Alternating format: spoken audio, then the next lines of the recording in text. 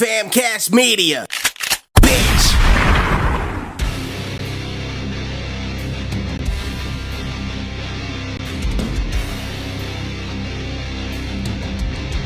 Ladies and gentlemen, boys and girls, persons of all ages, welcome to the most exclusive group in the wrestling community.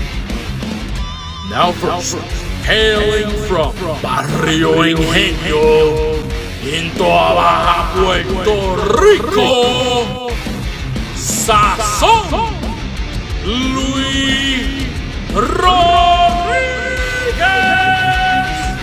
and his tag team partner from Toronto, Canada, Tyler and Skip.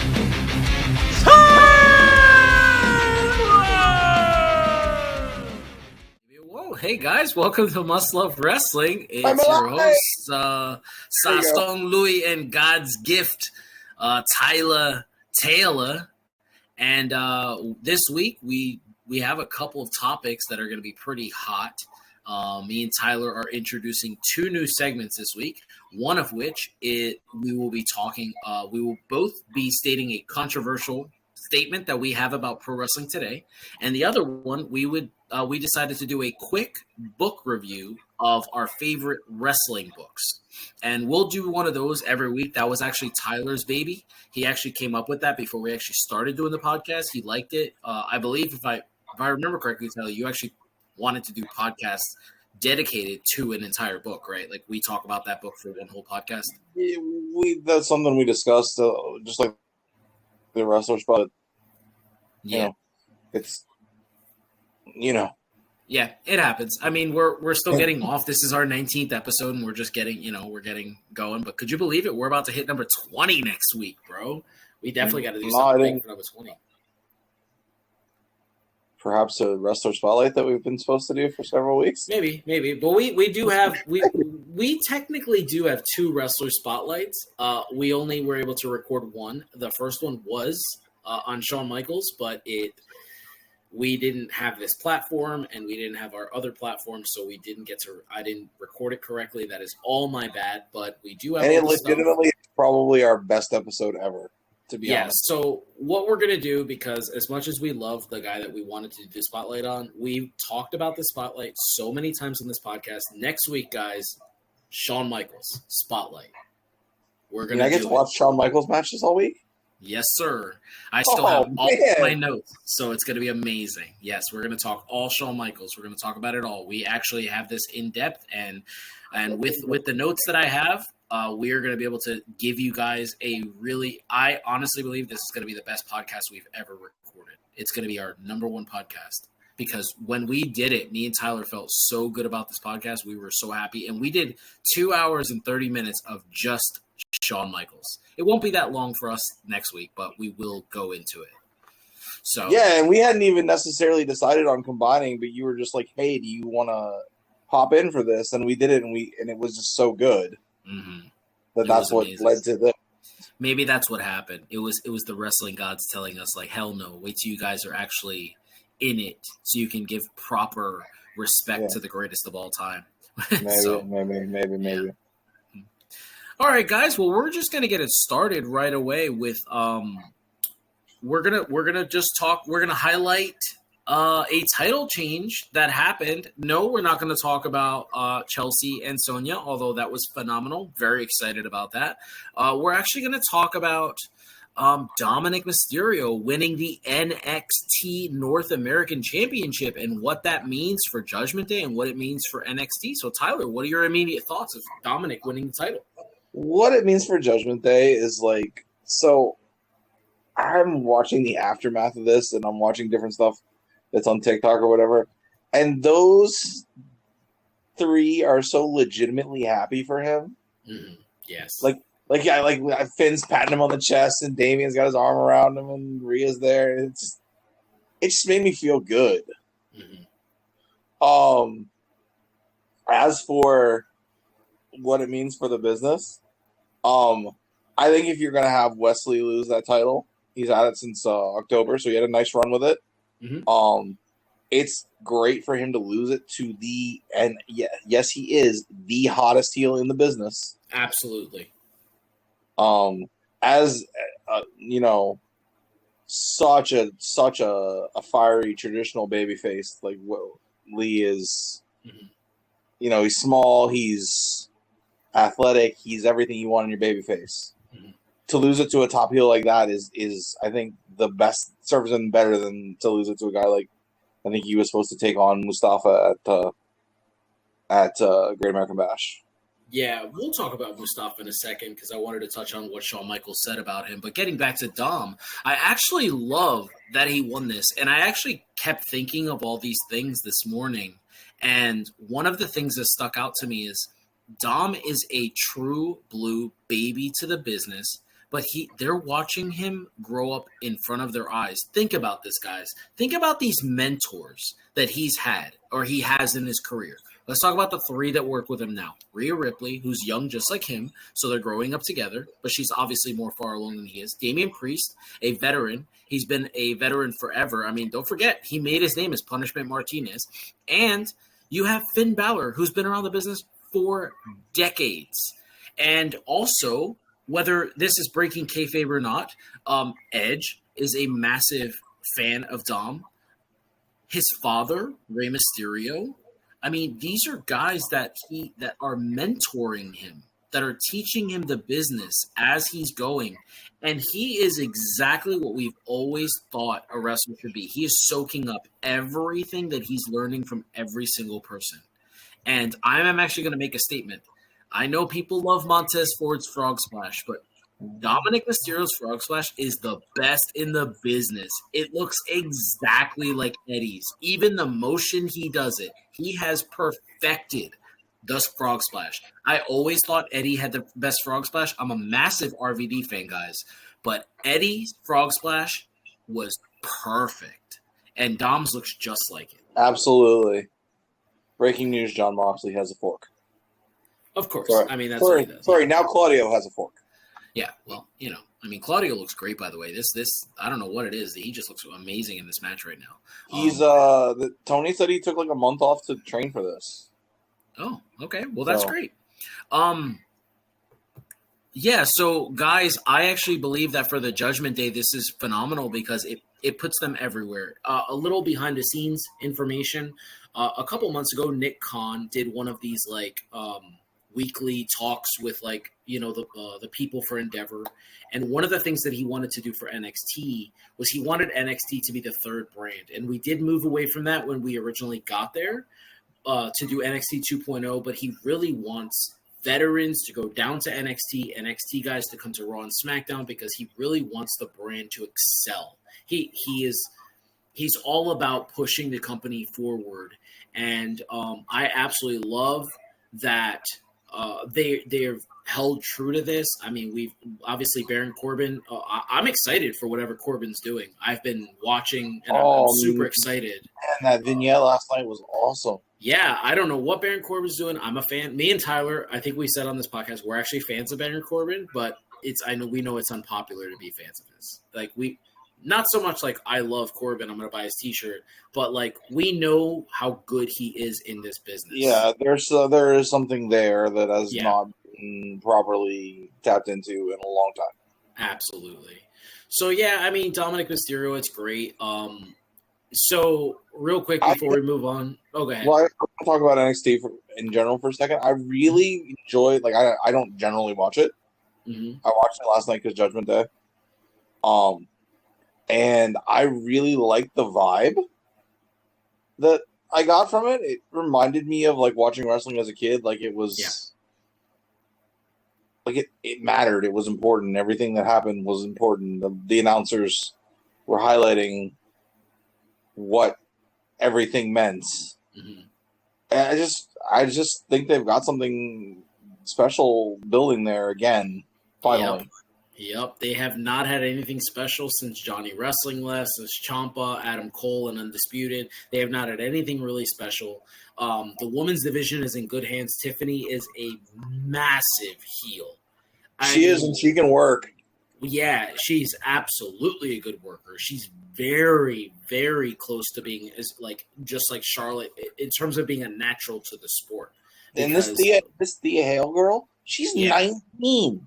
Yeah, I mean that's the thing. Like these people, NXT is doing the right thing. Shawn Michaels, we'll talk about him and what he means for NXT next week. But just he has definitely made a difference to the programming, and it's awesome.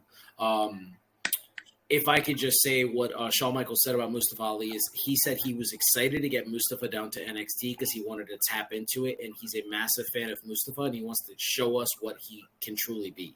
So obviously Mustafa's close to 40, so we're not going to get like a lot of years of great Mustafa, but if it means that Mustafa's the guy that takes Carmelo's title and Carmelo moves on and we get a good lengthy run, we have seen with Finn Balor that this can work out for a guy like Mustafa Ali. So, if that's what Sean thinks, then we have to trust him. Yeah, absolutely. And I think it's just a good change for him. Mm-hmm. You think he's going to take Melo's title? No, I mean, I don't know if they're going to give it to Dragunov or if they're going to give it to it's just an assumption. Like, that would be a great way to move him forward, to give him that shot. Because we didn't really think Balor was going to win the title again. I mean, I know I didn't. I thought he was just there to help improve the rest of the brand, but I didn't really expect him to go in there and, win the title. I think he was there to build, and then he won it because somebody got hurt, correct? Mm-hmm. Yeah. I think Ciampa was supposed to be another champ again, and he got hurt. Ciampa's been hurt a lot over the past couple years. Karrion Kross had it, and he got hurt, and then they were going to give it to Ciampa, and he was also hurt. Yeah. I believe. And then so Kross came back, and he took it from Balor. Yeah. Fatal 4-way Iron Man match, I think, is what they did, which is whatever the hell that is. Yeah. But we wanted to move on to this topic because it was very interesting. So Jobber Nation tweeted that he was fine with Dominic Mysterio winning the title, but what he wanted to do is he wanted to bring to light the fact that Triple H, and he says Tony Khan, and I know he spells Khan, C-O-N, and he does it on purpose, but that they don't use black talent the way that they should be utilized, and they're being kept down. And in both of these eras, the Khan and the H era, that they're not actually being pushed out there. And we saw it with the lack of effort for Bianca's run, the way the Street Profits have been kind of pushed down to be pretty much jobbers to now they're being thrown in with Bobby Lashley. We'll see what happens. But Bobby Lashley himself is a fucking superstar, and he was a superstar during COVID, after COVID. He the first live WrestleMania, he went out there and got a massive pop as a heel. They have these amazing superstars right in front of them, and they're just not utilizing them. So we're not talking about the Dominic Mysterio, and we're not talking about that Wesley lost the title, and that's the reason, but it just brought to light everything else. We did touch on this last week, and we wanted to keep the conversation going. So what are your true feelings about it, Tyler? Yeah, so the head shake that I gave was in relation to the source, not the topic. Mm-hmm. There are certainly talents that could be used better. The Street Profits are a great example. Those are two of the most talented guys in the company. Absolutely. And they have not been used properly whatsoever. No. I disagree on Bianca because, she had a year of being Super Cena, basically. And I know what's-his-face said that that was a Vince thing, but she had it for 6 months or whatever after Triple H took over. If he truly felt that way, he could easily have had her drop it to Becky or Bayley at that time. Right off the bat. But again, there are talents like the Street Profits, like Lashley, who's been out for a while and who wasn't on Mania, which is just criminal. Well, the guy who was supposed to work got hurt. He's still hurt. Yes, but okay, The Miz wrestled 3 matches against Snoop Dogg and I don't remember who else. Bobby Lashley couldn't have squashed The Miz. Yeah, I agree with you. I'm not disagreeing that, but huge Bobby's pop. A great guy. Yeah, huge pop. Was he heel then? I don't remember. Is he heel now? See, actually, we don't know. That's the thing. He's been kept off TV. He's not injured. It's been confirmed he's not injured. He's just been kept off TV because they didn't have anything for him. How do you not have anything for someone who's a 2-time WWE champion, who had this massive feud with Brock Lesnar, who just continued to be the guy who was feuding with like everyone? They have always done this to Bobby. They give him something big, and then they have him go out there and lose to the Demon at WrestleMania. Like, they just job him out. Well, I'm just saying, like, you're just mentioning, like, he could have squashed the Miz. Like, right. It's just one of those things, like, it's so weird. Like, why not have him on? He was ready to go, and he was vocal. He spoke about this. He wanted to be on Mania. He said, I'm ready for anybody. Give me anything. I'll do anything. So he didn't bash the company. He literally told them, I'll do anything. And they didn't book him. And like I said, to not have him on Mania is like, you're telling me you couldn't have had him rather than Shane McMahon? Yeah. I mean, a lot of people were angry at Shane McMahon. I feel like Shane got hurt because of the massive, like, bad energy that came from that crowd. Like, I don't even think people were happy to hear his music. Fine, but like, it just doesn't. It's just an example of what we could have done instead. I don't have a problem with Shane McMahon personally, but like, it's another case of not only black talent but full-time talent just not being used properly in favor of part-timers. Yeah, agreed. And like, they're talking about, like, because Lashley, I guess, was talking to the Street Profits on SmackDown or whatever. Mm-hmm. Are they going to reform the Hurt Business? Does it have to be the Hurt Business? Can't they be something else? Yeah. They never should have disbanded the Hurt Business. Well, that should have never happened. That group was so hot, and they had everything. They had a U.S. champ, then they had a world champ, and then they had tag champs. Like, I don't understand why they just broke them apart. While we're on the subject that we're on, is Shelton Benjamin not being used? Yeah, I believe. Yeah, like, I had said to you last week, I think, on either our pre or post show conversation, that like, we're sending people to NXT or whatever. That's the perfect guy. Yeah. He's a great worker. He's such a veteran. He can help so many people. Mm-hmm. But instead, he's just, sitting there eating catering, I guess.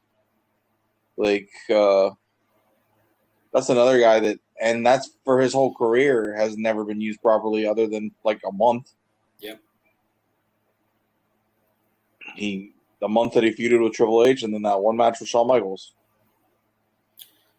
Yeah. And that's only because he got super kicked springboarding off the ropes. Yeah. But no, I mean, Shawn really did. He praised him right after. Well, yeah. I mean, he should. He's amazing. Yeah.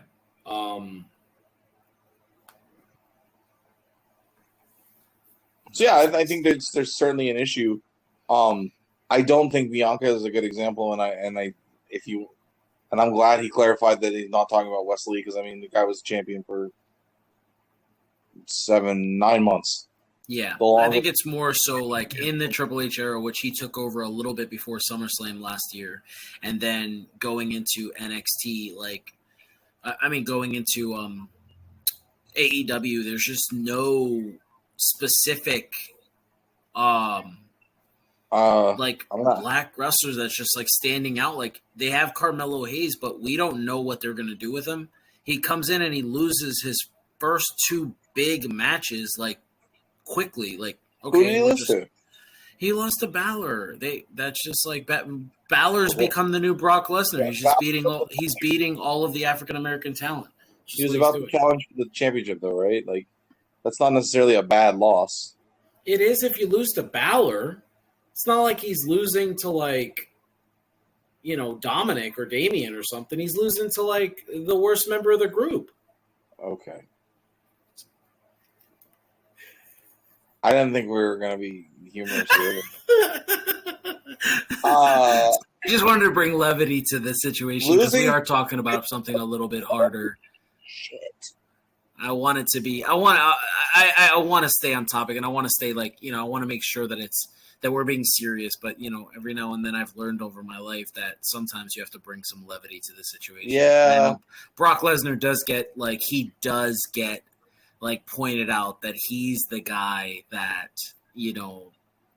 black talent seems to lose to. Like, I never thought about it like that, but he Kofi? he literally had a match in Tokyo where he beat all three of the New Day like nothing.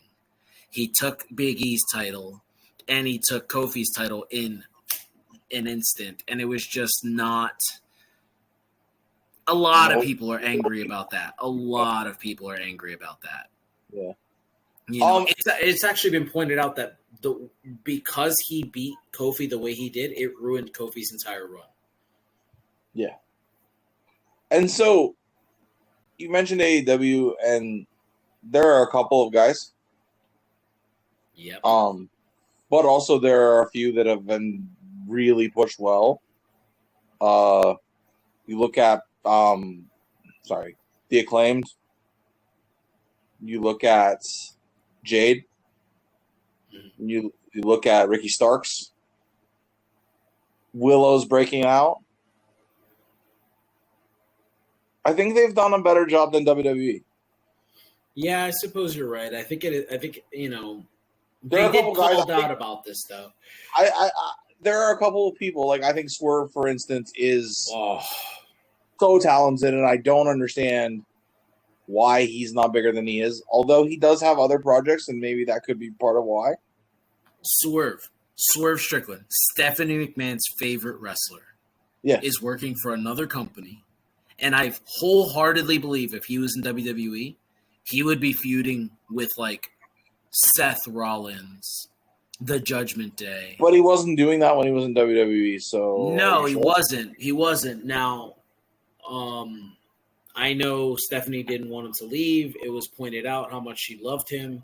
And because WWE utilizes these outside connections better, what he does outside of wrestling would have actually fallen in line with how they like to run their business.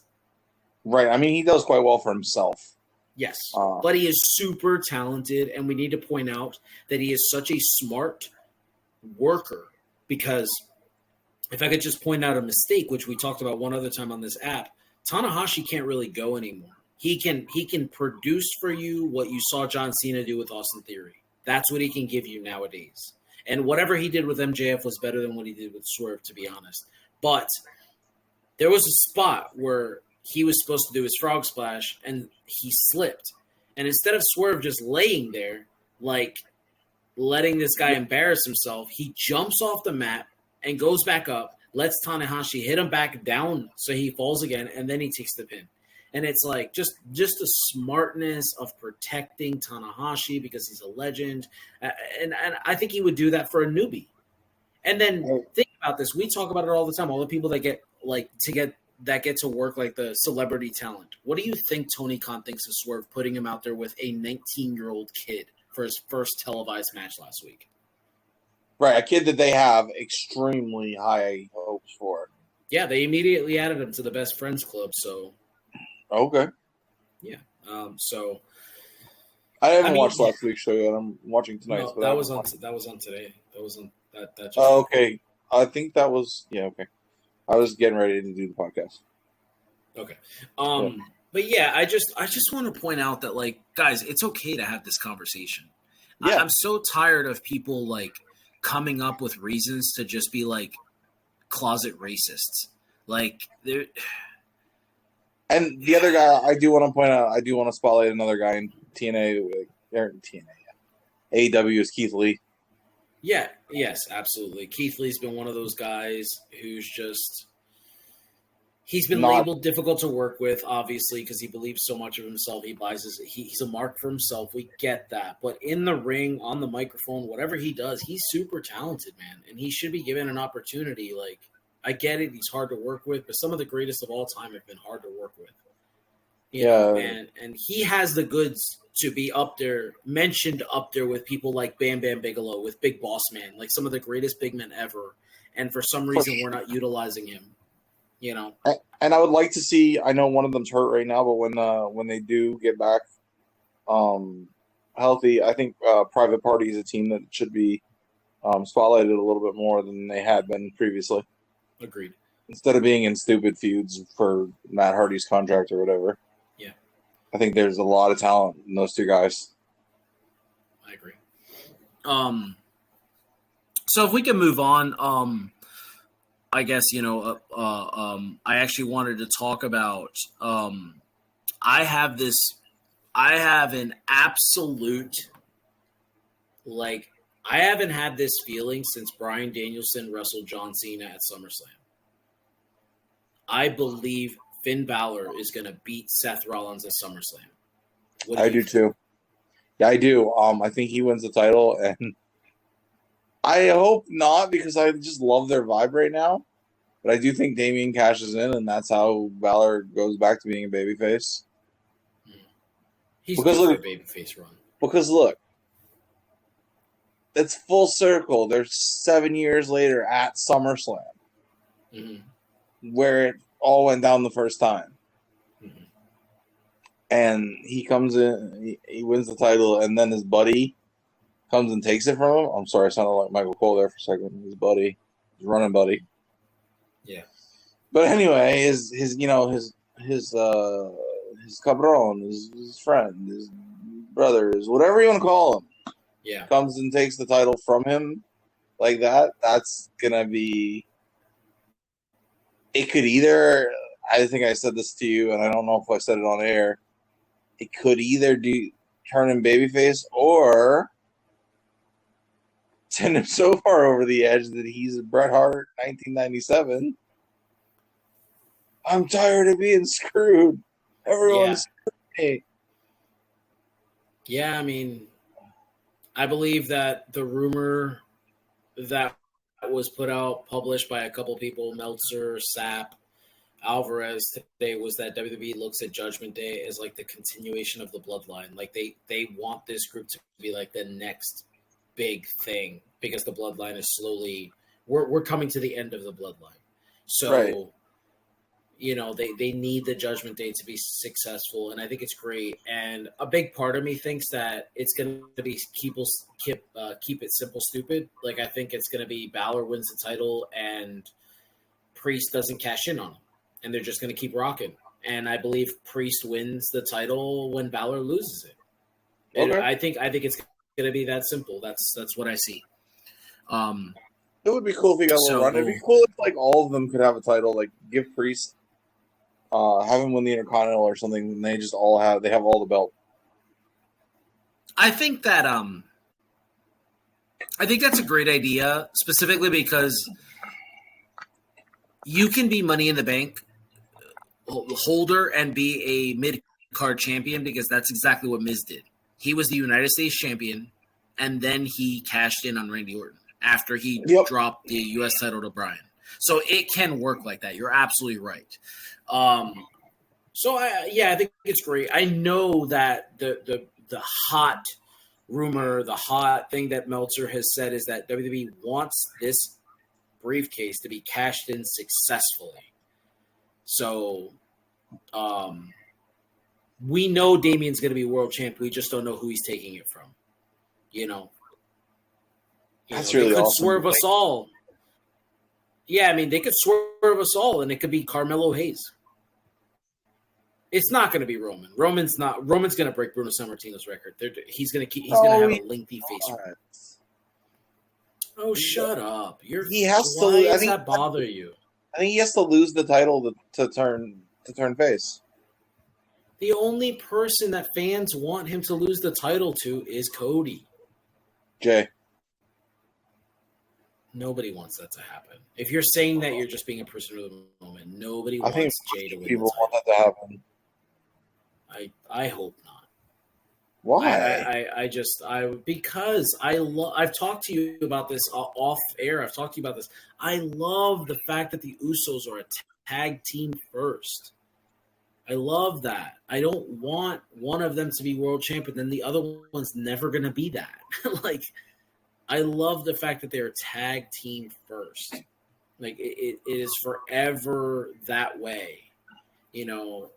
That's just my opinion. But Yeah. But yeah, guys, that's pretty much the first half of our podcast. The rest of it, we're going to do our new segments for you. If you wanted to, Tyler, I did find it very interesting that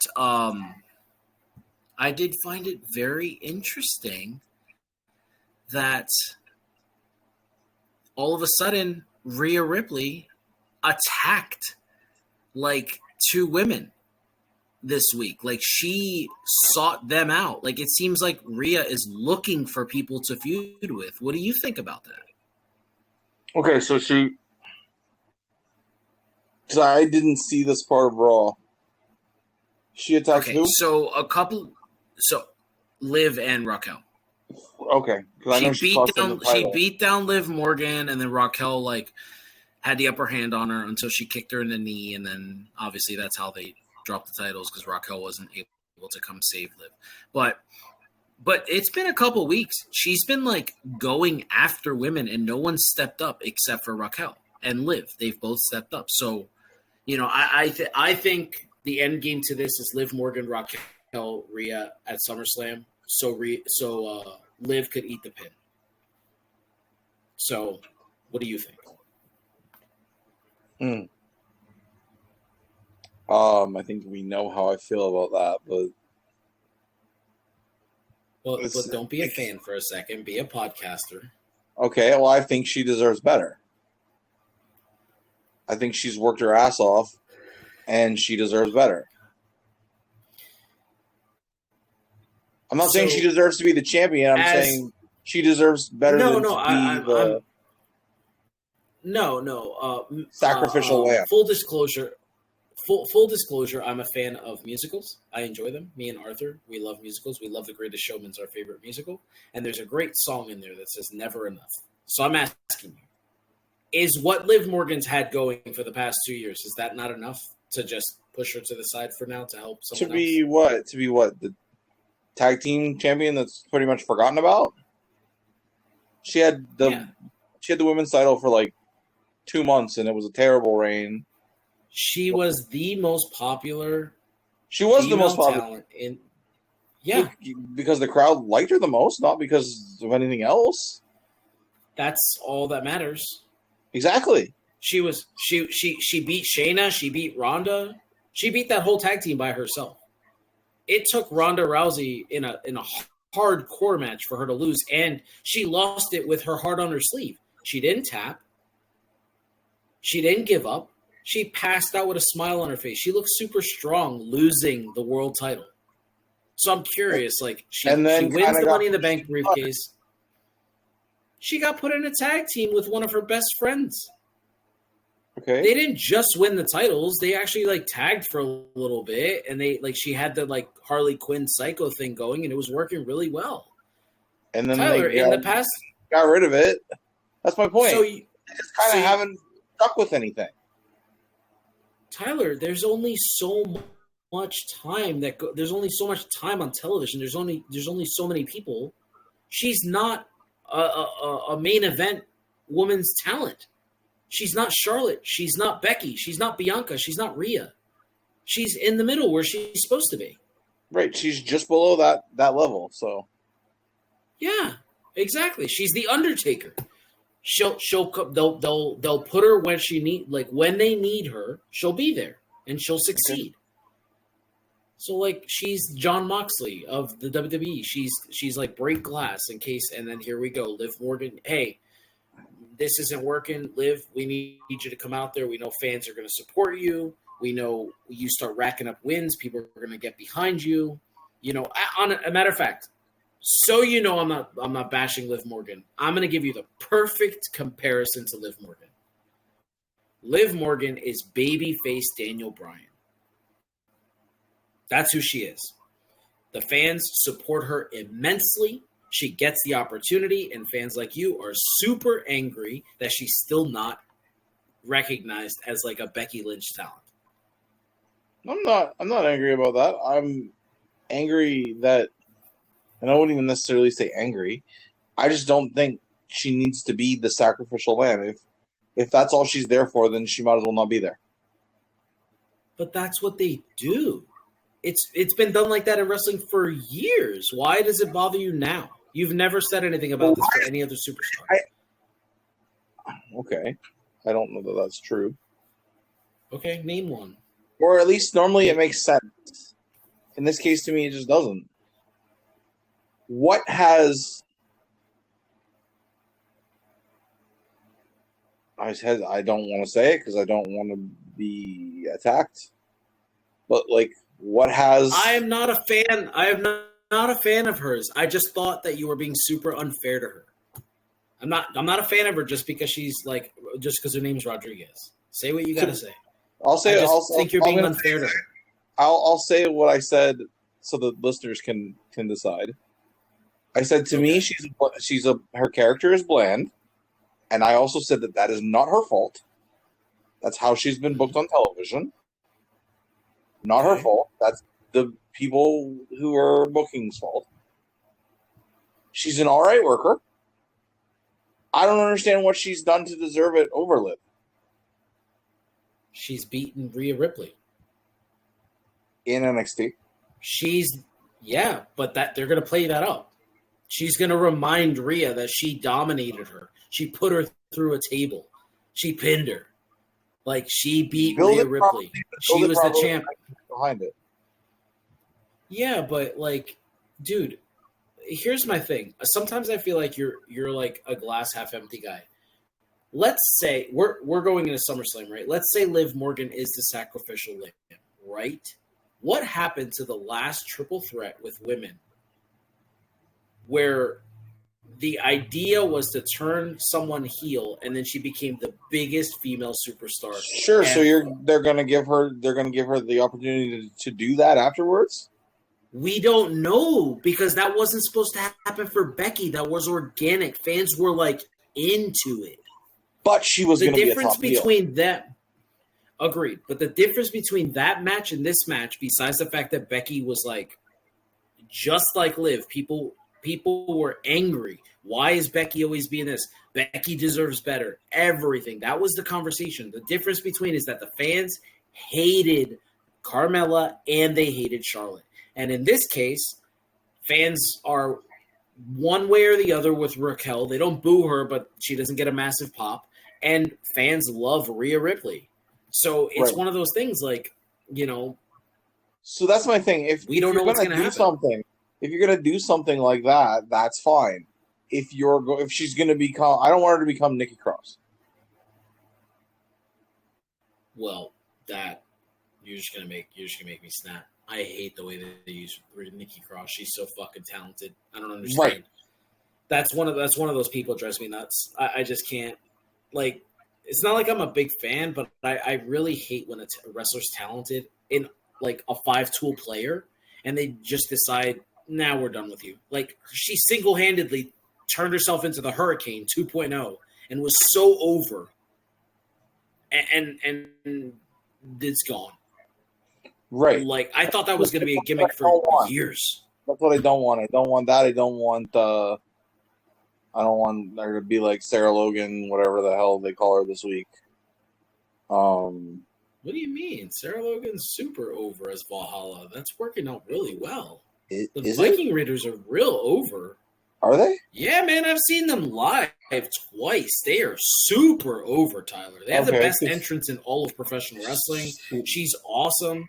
They have what?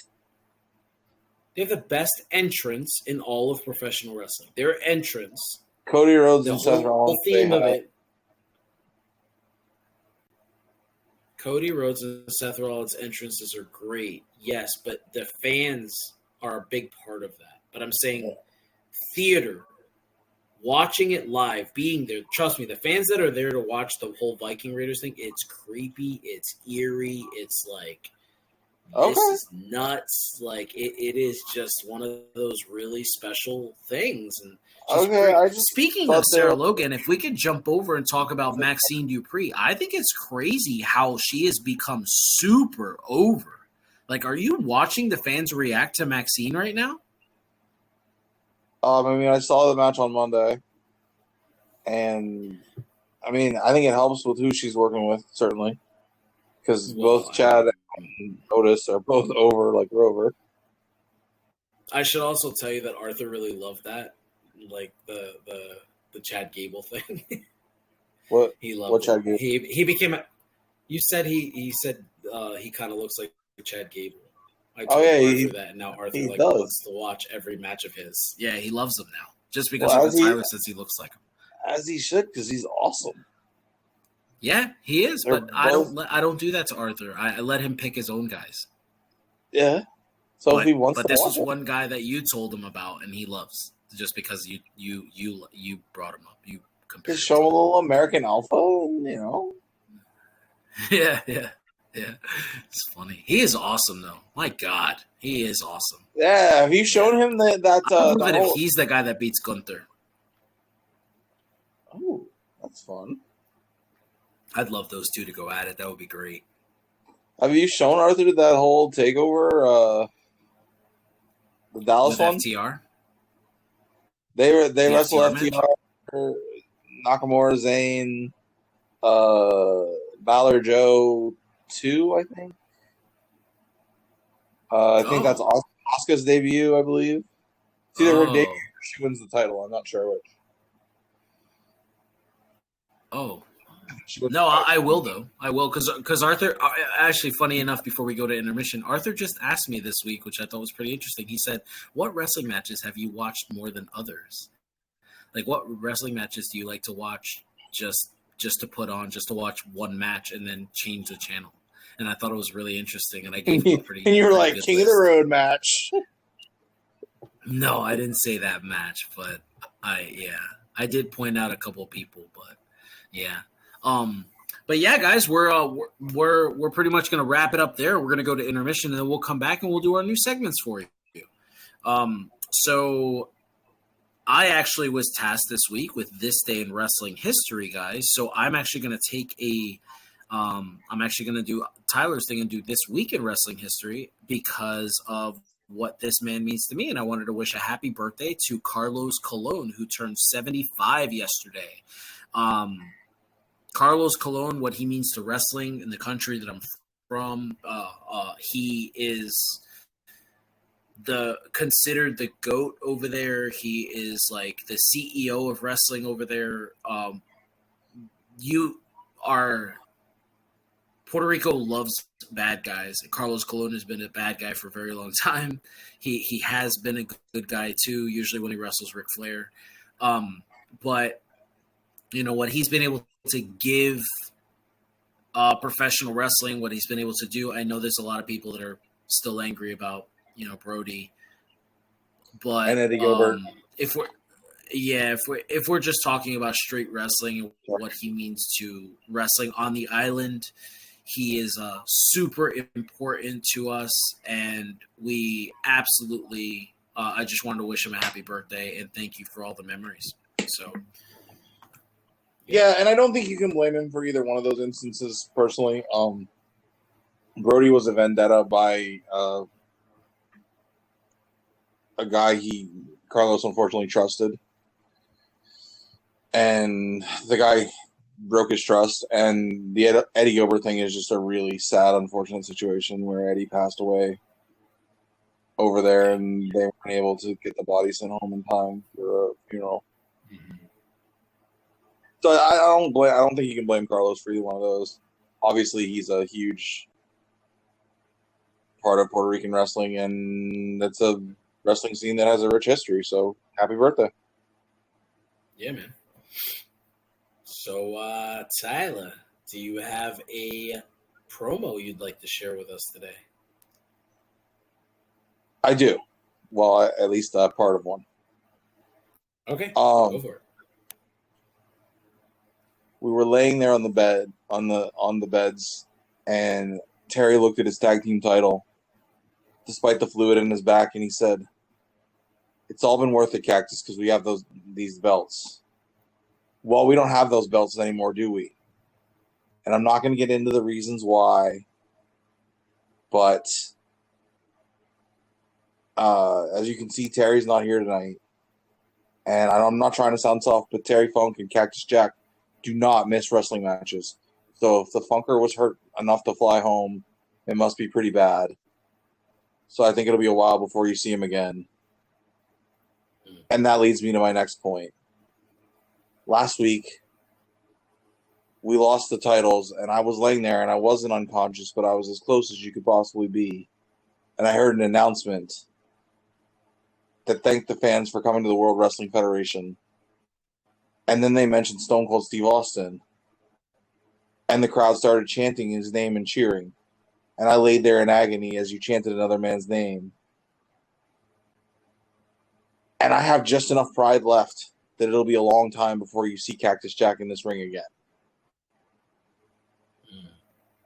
That's Mick Foley turning heel the week after WrestleMania 14.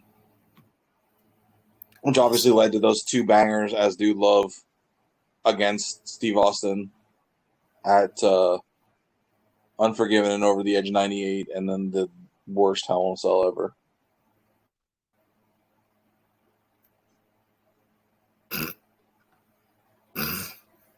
Sorry, I agree. A lot of people love that match. It's crazy. Anyway, I agree with you. A lot of people love that match. So I don't understand. It's like they don't know shit. Anyway, my match of the week recommendation is from 1992, guys. It is from June 20th, 1992, and it is from a pay-per-view WCW had called Beach Blast, and it is Cactus Jack versus my all-time favorite wrestler, Sting. And this match is phenomenal. And if I remember through my source, Tyler Taylor, Mick Foley actually considered this his favorite match, right? Until Mind Games. Until Mind Games, yes. This was his favorite. And yeah, Sting so apparently really sad when he found out that he'd been surpassed. But it's still on, he said it's still on his list of his top 3 favorite things he did in wrestling. Yeah, so, I mean, guys, go back and watch it. It's really good. You can find it on Peacock. I confirmed that for you, but just in case you don't feel like searching through Peacock, because sometimes it could be a little annoying, you can also find it on Daily Motion, or you can find it on YouTube. It is on both of those. So, in its entirety, it's about a 16-minute match, not very long, but yeah, it's a super fun match. It's a super fun match. Yeah. Do you have a pop quiz? I do. Go for it. Macho Man Randy Savage is a 6-time world heavyweight champion between WWF and WCW. Okay. How many times did he successfully defend the title on television, on pay-per-view? Total? Like all 6? Like all six reigns. How many times did he successfully defend the title on pay-per-view? Once. Twice. Damn it. I knew he was like super disrespected as a world champ, so I knew the answer had to be released. He beats where he match with Warrior at SummerSlam 92 was a DQ. Mm-hmm. I don't remember who won, but it was a DQ. That's a great match. Yeah. It is a very good match. And they actually worked each other. That's Warrior's best opponent. Yes. They've never put on a bad match, ever. They go back, check tape. They've never worked a bad match together. And who's the other guy here? We only have 2, right? Maybe. They have 2, right? 3. Mania 7, SummerSlam. Oh, yeah, SummerSlam. Yeah. Wait, Macho was world champ for that? Yeah, the SummerSlam match, yes. He lost it to Flair like one other show. The one where Ultimate Warrior wears the singlet? Yeah. He was world champ for that match? Holy shit. I didn't realize he was world champ. Yeah, he was champion. Okay. He was champion from Mania 92, Mania 8 until September. He lost it back to Flair at a Raw taping in, ironically, Hershey, Pennsylvania. Oh wow, that would have been cool, but I didn't live here then. All right, so what? Who else did he beat? Hiroshi Tenzan. Oh wow. And I don't know if it was I can't say for sure that it was a title match. He wrestled twice on Starrcade '95. Remember that was the WCW against Japan. Mm. And just as he beat Tenzin, it doesn't say for sure that he was a champion. It was a championship match or not. But so he beat Sting. He beat Sting for the world title. Right, but he didn't defend that title, and he lost it like the next night. To who? Hogan. Of course he did. I'm not gonna say nothing. It's always Hogan. Let's just. And the same night that he beat Tenzin, he lost the title to Ric Flair later in the show.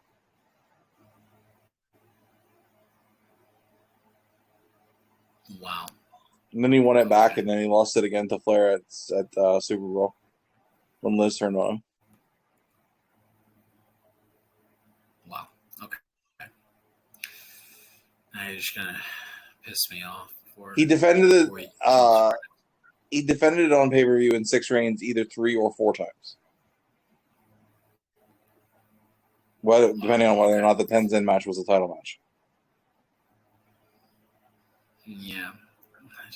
I don't understand why Hogan beat him so much. He's not even near the level. Macho got a good match out of Jake Roberts. I mean, what the fuck? Right. Why do you say that? Jake Roberts was a good worker. Okay. For that day and age?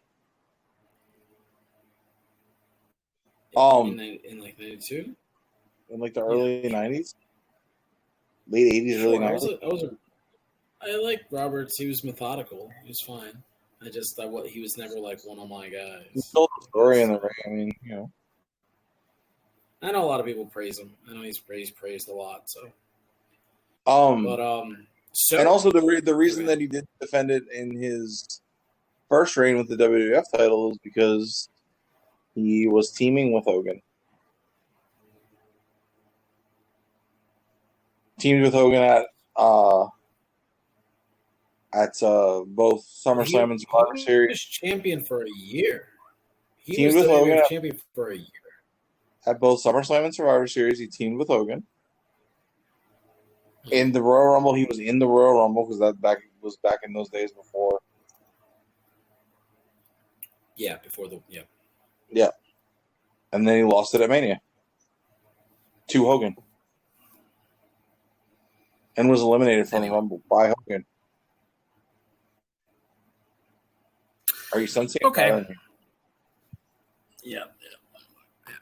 Then Hogan wonders why he made a rap about him. All right, so moving on, guys. Let's introduce our new topics. Yeah, so Tyler, would you like to go first, or would you like me to go first? Our new topic, guys, is controversial feelings on today's wrestling. So didn't Tyler, we pretty much just do yours? No, I want to go in depth on mine. Oh, no, I'll give you another one since we did. No, I'll give you another one since we kind of did. But, yeah. I'll give you another one. Go ahead. Oh, God. I'll let you go. I'm afraid. So, my controversial opinion, and I can't believe it's controversial, is that Braun Breaker is fine. Braun Breaker's fine. He's a talented wrestler, but so are, like, 30 other guys, and I don't see much that stands out. And I don't see why he's the future of the company.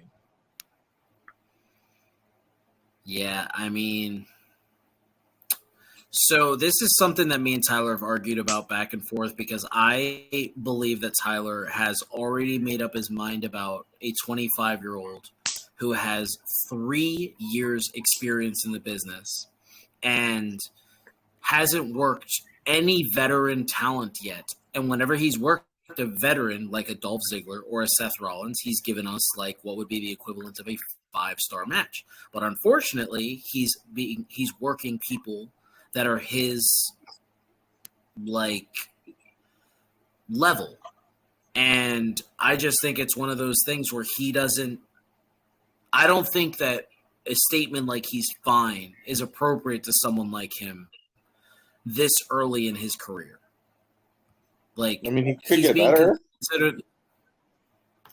I mean, I'm just gonna say, Tyler makes this statement to me a lot, like with certain things where he says, like, you're literally nobody agrees with you. Everybody disagrees. Well, I'm not going to use everybody. I'm not going to use that statement. I'm going to use Shawn Michaels because Shawn Michaels says that he believes Braun Breaker will be main eventing WrestleManias. Well, what do you want him to say? I want him to not say it. You want him to say? He was not asked about Braun Breaker. He brought him and Mello up. Okay, well, you don't agree with him on Mello, so I do agree with him on Mello. Oh, I thought he was a midget that was okay. He is little. We're the same height. He's 5'10". I'm not a professional wrestler, but listen, 5'10". Yeah, he's 5'10". I was about like 5'6". No. He's 5'10". No, I just think that it's unfair to paint a 25-year-old kid who literally was playing football for the Baltimore Ravens 3 years ago and then decided, I'm going to go do this because, I love wrestling and I love the business. And he's got exceptional people looking out for him. And we've had tons of wrestlers talk about him. And what I find interesting is usually with you, Tyler, if a guy is presented as a like Wardlow or a Lesnar or a early Bobby Lashley, I know you like Bobby now, but you didn't like him back in the day. When they're presented like that, immediately that's like a red flag for you. Like, I don't like that style wrestling. I don't want a dominant guy. But it's a turnoff, yeah. Braun loses a lot. He lost a lot when he first started. He loses now. He's been losing on his way out of NXT. Like, he's been giving back to help build people, and it's not hurt him one bit. I believe that he is in for it the entire time. Okay, well, that's what do you want him to do? You want him to lose every single week? He has 5 losses, all in spotlight matches. They have not been like a random Wednesday night. They're spotlight matches, like pay-per-views. WrestleMania, he lost to Dolph Ziggler. I guess my issue with him, and again, he could grow, but I felt like as champion, he came up as champion and then number 1 contender. He came up small on 5 pay-per-views in a row. Again, I say super inexperienced, and that's what I mean. Like, you're expecting him. I made this statement to you the other day. You are looking at him like he's a veteran, and that is unfair to him. But you're the top your guy. Comments about Raquel, but your comments about Raquel make way more sense because she's been like, yeah, she's not been given the opportunity, but she's had more time in the business. He hasn't. He's being presented as the top guy, but he's not. There were other people on the card that people wanted to see more. At the time, there was Gunther or Walter. There was Ilya Dragunov. There's Carmelo Hayes. There's other people that are presented as bigger stars in the same brand that he's working. Tommaso Ciampa. Right, but 2 of those matches are against Melo. Okay, well, some people just don't work well together. That happens. It's fine. 2 matches, or a match against Grayson Waller, who's another tremendous talent. Apollo Crews. Who's the Apollo other one? Crews is the definition of fine. Right, okay. And I would say they're very similar in skill sets. And again, Braun is young, so he could grow. That's what I mean. Like, I would be more like in line with your thinking if he was like 30 and he had been in the business for like 8 years, and it was like, dude, they're just pushing him, and like if he's like Roman Reigns, where it's like you're just giving me you're giving me matches against Baron Corbin where he puts dog food on you. Like, you're having wrestling matches against Drew McIntyre, and Drew's a great worker, and you're not having good matches. Like, you know what I mean? Like, I would get it if that was the case, but they're not doing that. They're protecting him in the point that they're not shoving him down our throats. They're letting him grow as a heel. He's a phenomenal heel. He's one of those natural heels. And I just think he could have really screwed up in there against Seth Rollins, and he didn't. He could have really screwed up in there against Dragunov, and his like, what have you done for me lately? And lately, he has been on the ball. You're not evolving with his skill set. You're still thinking of him a year and a half ago. Do like him better as a heel. I found his character as a babyface to be really boring. And the yawn I just had a minute ago was not in relation to Braun. It was in relation to sleepy. Being sleepy.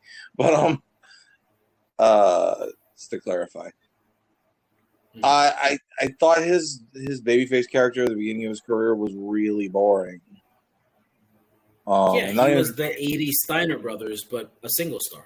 Not even the beginning of his career, but like I think it was like December last year when him and Apollo had a match, and they were like leading up to it, and they're fishing together, and Braun's like, "Yeah, this is what I do to get away from the pressures of being champion," and then they're eating dinner together, and it's just like,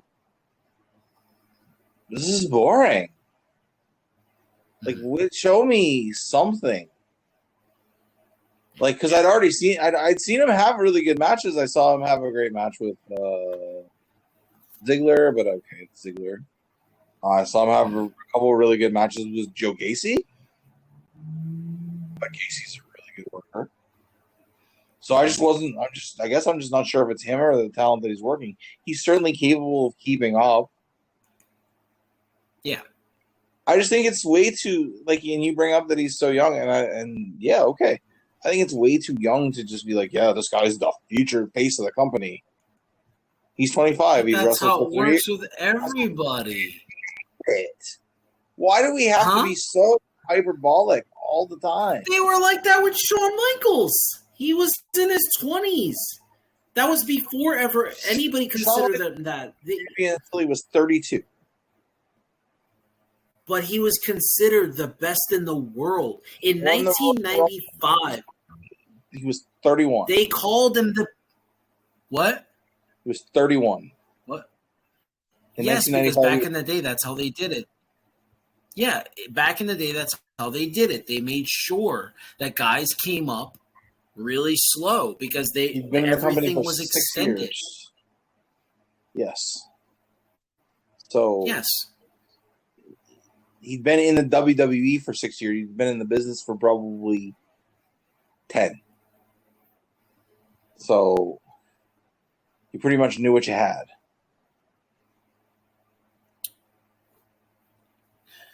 This guy could be anything. I just feel what if he doesn't develop? But they have to do that. Dude, what if he's talking to Edge and Randy Orton said they were going to have the greatest match of all time. Why? Like, that's what happens. You don't have to do that. You don't have to. But this is so weird. This is like your hypocritical side coming out. You love stories. You love you're the type of wrestling. It's weird that you don't like Bryan Danielson because you and him have the same agreement here. I don't. So Bryan Danielson recently Bryan Danielson made a statement where he said. Just like his fans. He said, I have seen my 10,000 hours of professional wrestling. And back in the day, I enjoyed a Ric Flair chop. I thought it was perfect. And he's like, and now, at this day and age, I enjoy Jerry Lawler's punches. Like, I need the theater. I need a reason to watch wrestling now. I can't just watch wrestling. I've done my time watching wrestling. This is what I feel like you're here. You don't like just traditional go out there work. You need a reason to want to watch a match. But you're not willing to grow with a talent. But wouldn't then them saying it's going to be the greatest wrestling match of all time, wouldn't that be the reason that I would watch it? I don't really like that. You would think so, but you just said that you didn't like it. Well, it's like the thing, like you don't like Seth freaking Rollins. Like it's over. It's amazing. I was thinking about that today, and it's like it's fine to have a nickname, but it just doesn't have to be every time you say the person's name. That's all. But I actually went back and looked. Like, do you know how many times in interviews Bret Hart called him Bret the Hitman Hart, called himself Bret the Hitman Hart? Nobody had a problem with it then. Character was the Hitman. Okay. Dominic's character is not dirty. He's not. It is. Wow. Yeah, he wins dirty. He won the world title dirty. He didn't even hit the frog splash. He's Dirty Dom. He's Dirty Dom. There's T-shirts now. It's Dirty Dom, bro. That's what they call him. Every time he says his name, Dirty Dom, Dirty Dom, Dirty Dom. Yeah. And you know what's really funny about this? You know what's really funny is that the Seth freaking Rollins was made up by Seth freaking Rollins, and Dirty Dom was made up by Seth Rollins. It all came from one promo. Seth Rollins is the reason why these names are happening. I hate that guy. He's brilliant. He's brilliant. Like, I love it. I love these names. I love Dirty Dom. I love it. I wouldn't even call him Mysterio anymore. I would just call him Dirty Dom. I love it. Okay. They called Kevin Nash Big Sexy Kevin Nash. They called him Big Daddy Cool Diesel. They called him Psycho Sid. Said his name. Dirty Dom is very similar to Psycho Sid. Very similar.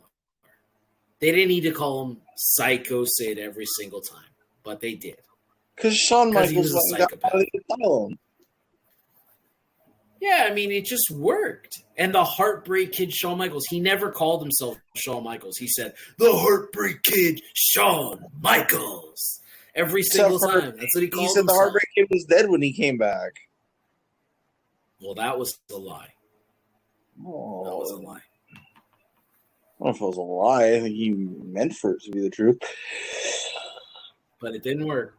They were like, you can say that all you want. You're going to have the same theme song. It's still going to say HBK in the beginning of your theme song. You're still going to dress like a Chippendales dancer. So you can tell the people that it's dead, but we're going to make you do this. So. Yeah. Okay. So. But, so my controversial statement, and I know it's going to be super controversial because I know Tyler's going to hate this when I say it. But if I can jump out of this wrestling world for just a second, and then I'll bring it back, I promise. With the actors' strike and with the writers' strike in Hollywood, now that we have 3 wrestlers to come back to wrestling, I think the best decision for business would be to have The Rock come back and beat Roman for the title. Gag me with a spoon. I think it'll be the best thing, the best decision. It takes the tribal chief away from everybody. It puts it back on The Rock. He can lose the title and go away. No more tribal chief. And then we can have, we can move on with it. Was it you? Yeah, it was me. Yeah. That's on TikTok. Yeah. Yeah, I love. Yeah, I think it's such a great idea. That's why it's a controversial statement. Get him in. Get him in shape and let him perform as The Rock. He's in shape right now. Triple H said it himself. What shape He's in shape right now? What shape is he in? Is he going to tear his the best shape of his quad walking across the ring? No, because here's the thing: him and John Cena were trying to have the best wrestling match ever. They were trying to have the best wrestling match ever, and him and Roman Reigns work a very similar style. They do big moves when it requires it in the match. Roman Reigns doesn't do the drive-by every single match. He does it. He saves it for special moments. The Rock, he doesn't do the jumping. Well, shit, the guy only runs every 3 single times match. Well, The Rock can do that. He can come out. He can beat Roman. You know, I want him to beat Roman in the middle of the ring with the people's elbow. Cool, another part-timer. He's the great one. Just what we need. More part-timers. He's not going to be a part-timer because he doesn't have another job right now. What is he like? So 70? No, he's like 50-something. I don't know. Hold on a second. How old is The Rock? He's 51, man. He could go. Shawn Michaels busy? Go. Shawn Michaels said he'll never wrestle again, and he regretted wrestling in Saudi. Basically, so has The Rock. Yeah, but The Rock can still go. He kept himself in shape. He looks great. The Rock doesn't have bad wrestling matches. Even him tearing his quad, that was still a decent match. He was wrestling John Cena. What do you expect? Now he's wrestling one of the best wrestlers of this generation. He's going to have a good match. They're going to work this match out. They're going to pull a Logan Paul. I'm sure somebody like Shawn or Triple H is going to be like, look, you see what we've done with Logan Paul? That's because he's repeated this match every single day in practice until it's been perfect. You know? I would like to see Rocky have to work with Shawn. I would like to see that. I would like to personally go down to the center and watch it. Yeah, that would be great. My other controversial statement was that I think Ricochet should win the Royal Rumble. But it's just,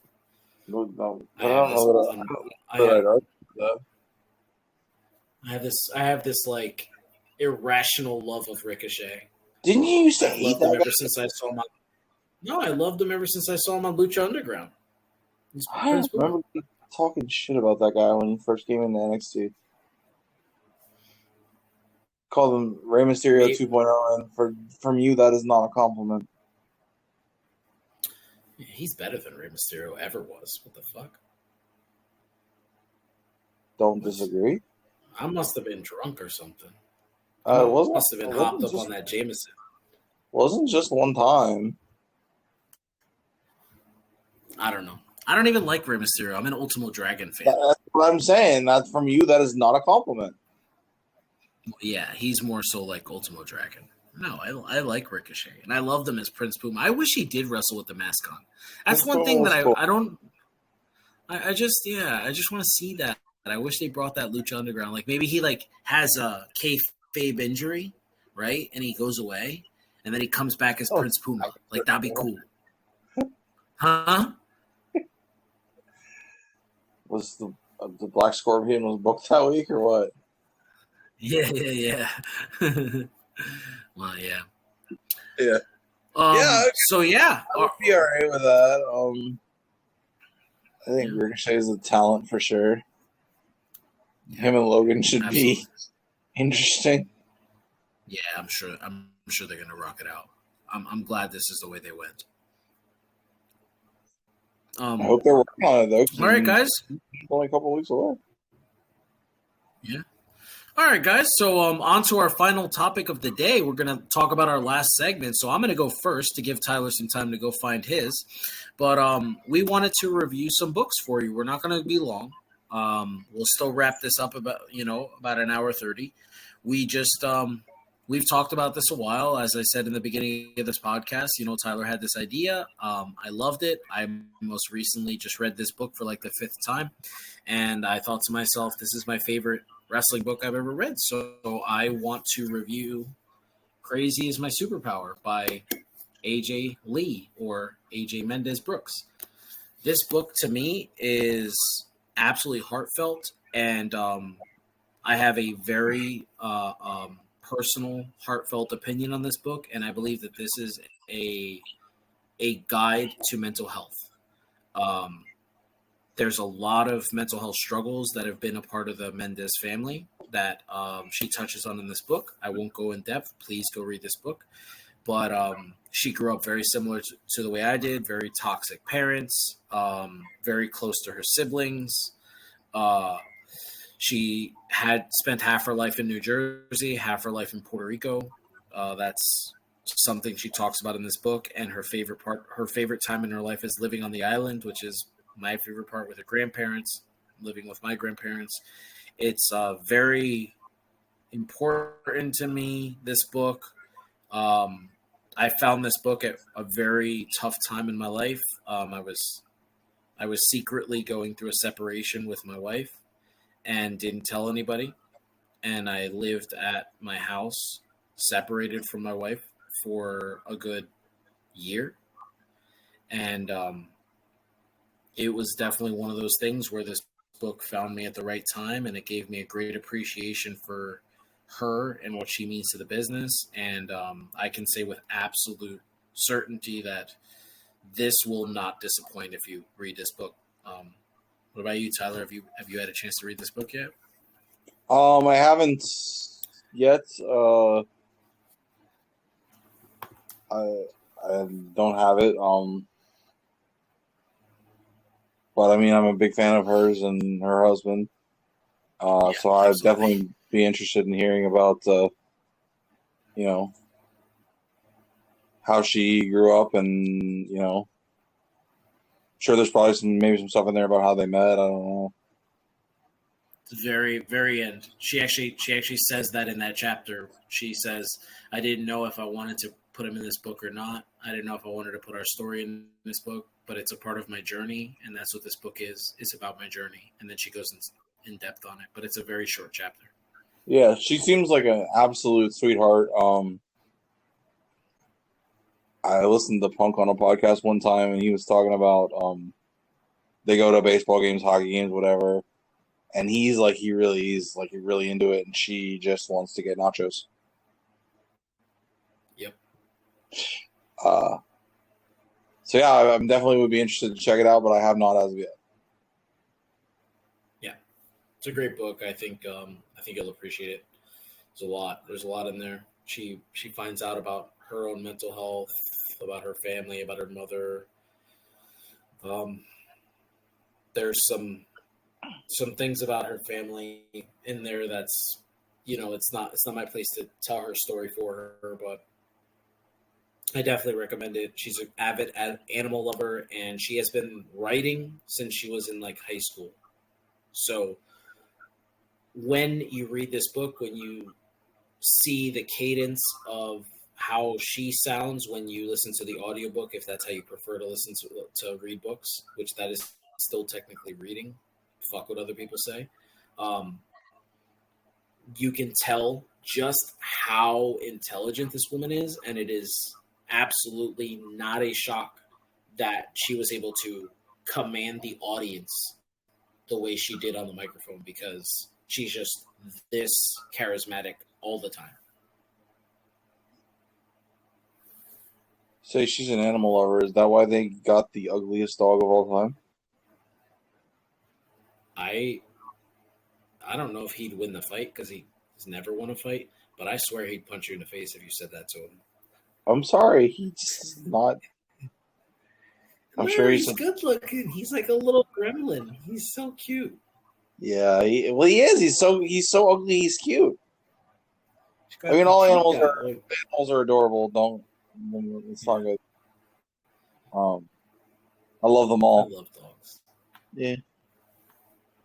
And I don't know if favorite animal in the world. or not. He said some pretty nasty things about my Maple Leafs. And yeah, he's a trash talker. He's a trash talker when it comes to hockey. It is. Yeah. But I love the guy. Yeah. What about you, Big Dog? What's your book that you want to plug today? So I'm going to do Have a Nice Day by Mick Foley. It is the first wrestling book that I ever read, and I believe it is the first one that was actually written by the wrestler. A lot of them had ghostwriters with a bunch of... Know Your Roles by their ghostwriter. Yeah, actually I did read that first. And yeah, it is definitely. But I mean, Mick Foley was just kind of there as a wrestler for me, and then I was on vacation in Virginia Beach back when I lived in PA, and it was so hot that all you could do was basically go in the pool, watch movies, and read. So we went to the bookstore, and I picked this up. Same week I watched Fast and Furious for the first time, so it was a good week. And you just learn about his journey and all that he went through to get to where he was, and the kind of person that he is, and it just really made me a fan. And his career was already pretty much over by that point. He was commissioner. Might be right around the time that he, went on your hate list for life. Yep, I definitely started hating him when he was a commissioner. That's when it's probably right around that time. Because it'd be July, August 2000. Yep. I can't really say why I hated him, I'm not going to do that on this podcast right now. But it's still, I remember the feeling I had as a child. That's all I'll say. I think at this point, like, it's okay. It's okay to talk about, like, especially after last week. But, you know. Yeah, I guess you're right. I guess if we're honoring David, we could talk about that. Yeah, like I guess, and if you follow him on Instagram, and I do, he does post pictures of his dad and his wrestling gear when he wore it and stuff like that. Like he does post pictures, and you can tell that people love him very much. I will say this, and I'll only say it one time on the podcast. If he was still alive and he wouldn't have done what he done, I don't think that I firmly believe that you would never hear me say the word Sting is my all-time favorite wrestler. That's how I felt about this man. That's why I'm still so hurt by all of it. Yeah, I'm right there with you, buddy. That was a really rough few weeks. Yeah, I remember being a Giant, and the thing is, like, the way I talked about, like, the whole time before that week, Dave kept telling me to shut up because I was like, he's wrestling CM Punk. He's wrestling CM Punk. And I was like, he's going to be the ECW champion. Like, this is going to be awesome. And then that happened. Yeah, I remember that was it might have been the first match, the first pay-per-view that Mark and I had gone back to Hooters for. I think we went to Mania, but other than that, and I remember that being the match that I was stoked for, and it didn't happen, and we were both like, whoa, I wonder what's going on. And then, thank God CM Punk still had a really good dance partner because they had a good match. Yeah. I remember working late the next night, and I got home. Raw had already started. It was going to be a 3-hour Raw anyway, and by the time I pieced together what happened, man. Yeah. But yet you're mad because Mick Foley took the title away from him. Yeah, he won the WWF Championship twice, and Mick took it away from him twice for the dumbest reasons that never happened to any other wrestler. You get when you fucking cheat. I wonder if it doesn't matter. I wonder if he was. You should be happy because of who he beat.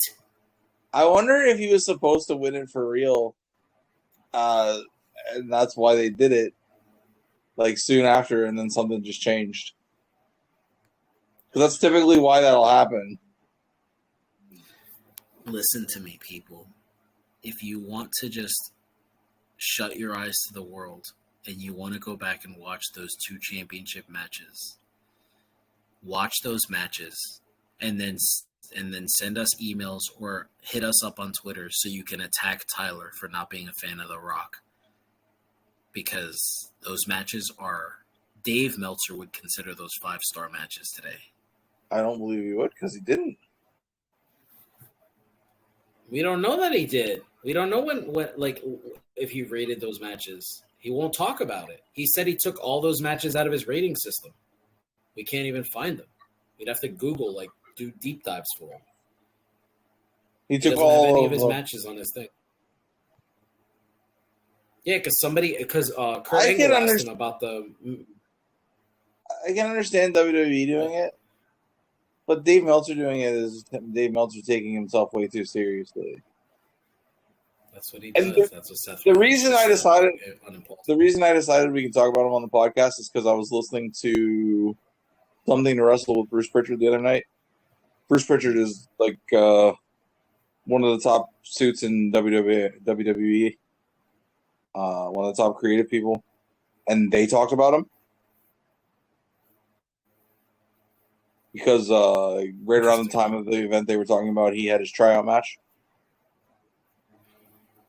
It's been like 95. You believe they didn't sign him? Yeah, they didn't sign Bryan Danielson either. Well, they did. No, they actually did. They fired him twice.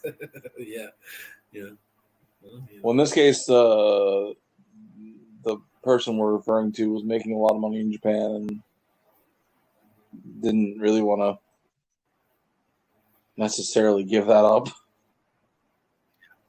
Speaking of Japan, I thought about this the other day because I saw her photo. I really think Mercedes Moné should wear the Black Tiger mask from now on. Like, she should just be the new Black Tiger. I was thinking this would be the best thing for Japanese wrestling because no other wrestler makes any sense because there isn't. You can say you're a fan. Billy Kay and Peyton Royce, Eddie's their favorite wrestler too. They've been very clear, but no one has done what Sasha or Mercedes has done to put Eddie's name out there. That, like, if she looks so great. Dom, maybe.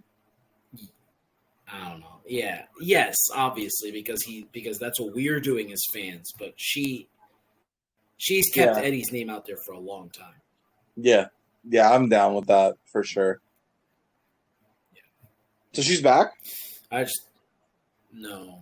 We don't know when she's coming back, but I just thought that it would be great if she did because I saw photos she put on her Instagram of her wearing the mask, and I was like, "Mama, don't take it off. It looks amazing." Yeah, she's gorgeous.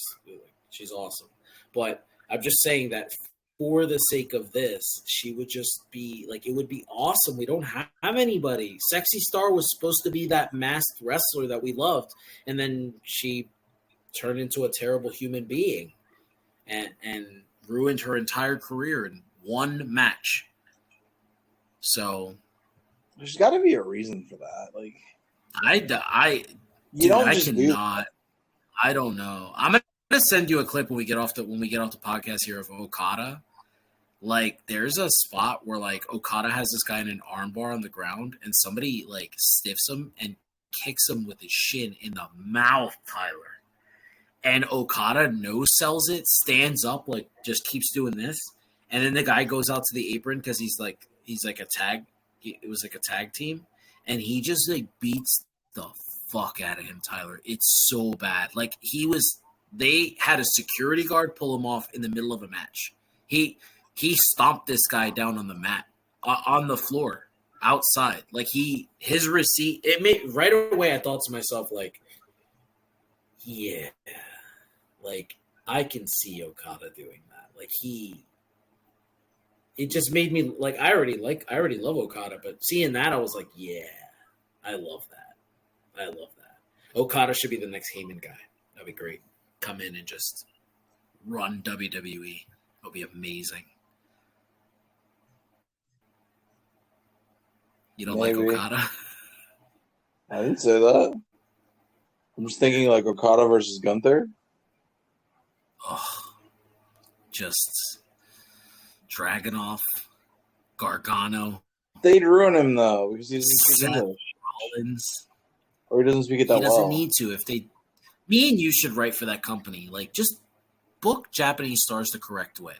You don't need to talk. And if you're going to have them talk, then do what you're doing with Asuka and Io. Just let them be naturally themselves. Like, they're still forcing Shinsuke to talk English. Yeah, I did like his little turn on Monday though. Yeah, apparently he's supposed to be super serious now. Like, Triple H is trying to fix everything Vince McMahon did to him. So, oh my God, this can take forever. But he's been fixed for a while. I just think Triple H is trying to fix him in the eyes of the live audience. He's right. No, he's amazing. The match him and Damian had a couple weeks ago was spectacular. Yeah. He's definitely a great talent to work. I love that. But yeah, guys, slide under the ropes, grab him, suplex him. That was so sweet. Yeah, that's awesome. Yeah, and it looks brutal live, by the way. It looks stiff. It looks very stiff. Yeah. But all right, guys, thank you so much for listening to our show. I'm gonna toot our horn here. I'm gonna say this was a spectacular show, guys. So I really hope you enjoy it. Yeah, we learned a lot about each other. We learned that I might not be the biggest Liv Morgan fan. Tyler might not be the biggest Braun Breaker fan. And, but we both love tons of wrestlers, and we both love what we're watching wrestling today. And take us up on our recommendations. Have a nice day. Crazy is my superpower. Guys, go read these books. We're not paid by either person. We just love wrestling, and we're going to talk about all things wrestling. You mean Mick Foley's not going to PayPal me later tonight?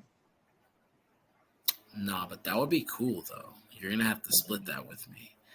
Oh, yeah.